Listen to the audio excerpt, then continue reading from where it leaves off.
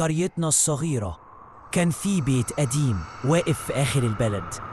بيت مظلم، شبابيكه مكسورة، والناس كلها بتخاف تعدي صاده.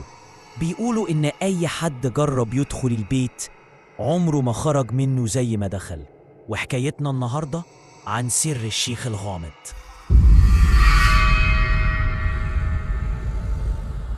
البيت ده من زمان وهو معروف إنه مسكون.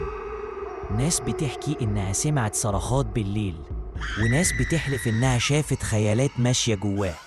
والأغرب إن كل اللي حاول يشتري البيت أو يسكنه اتعرض لحوادث غريبة.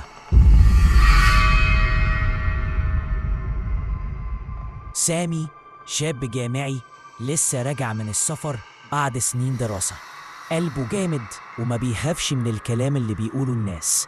أول ما رجع شاف البيت وقرر يتحداهم كلهم. هشتري البيت ده وهوريكم إن دي كلها إشاعات. انت مجنون؟ البيت ده مفيش حد بيقرب له، خرافات. استنوا وهتشوفوا.